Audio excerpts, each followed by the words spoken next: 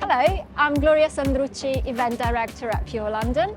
I'm here with Eric Musgrave, a famous journalist and very established name in the fashion industry.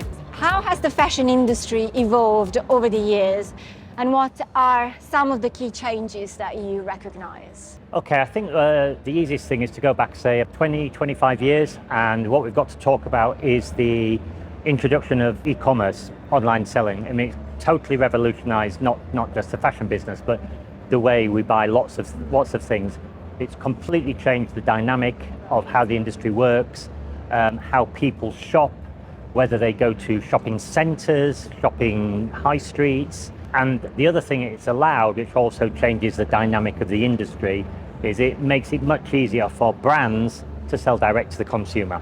So the industry is so incredibly different to how it was, say, in the year 2000. Yeah, which is also quite nice to see that sort of evolution. It might be quite nice. It might be quite difficult if you had a company set up to be a wholesale operation, exhibiting here at Pure, supplying to independent retailers, and that's how it worked. Now all that has been thrown up into the air, and I think people are still trying to find out what it all means. And in your opinion, what are the biggest challenges currently facing the fashion and textile industry? Well, the fashion and textile industry can only reflect the current state of the economy here in the UK, and that's really tough at the moment. So I would say the number one challenge for everybody, whether they're a supplier, your exhibitors here, or your visitors, your buyers, is the cost of living crisis. There are many people in the UK who don't have very much money at the moment, and things are tough for them, and so even if they wanted to buy things, maybe they could.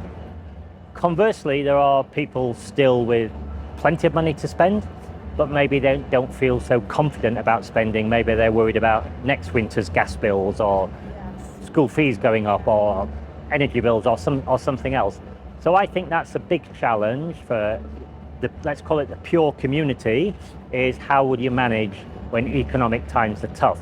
But I've been in the business for over 40 years now, and we've seen these sorts of times before, and basically what will happen is good people will survive, well-financed people will survive, some people won't survive, but then there'll be some new people coming in to take the place of the ones that disappeared. So it's an ongoing, continuous, challenging scenario for the industry. An evolution, I would say. You say? Okay, evolution's a good word. And one more question to you, Eric, my last one.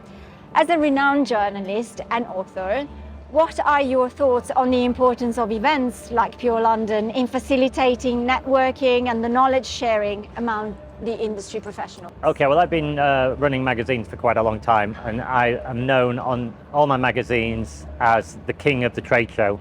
I love trade shows. I love what you do at Pure. I love what all the other ones are doing. I've been banging the drum for years, telling suppliers, brands, they should be here. Certainly telling buyers they should be here. My slogan always used to be, if you don't go, you won't know. And people say to me, Eric, you know so much about the industry. You know so many people, Eric. And I think, well, I've been walking around places like Pure for 43 years. So I've loved being here today. I've loved seeing old friends. I've met some new friends. I've had a great time. And I will continue to tell people they ought to be coming along to what is the marketplace of the industry. So long may it continue. Amazing, amazing. Thank you so much for coming over to see us today and have this chat with me. Pleasure, Gloria. Nice to see you.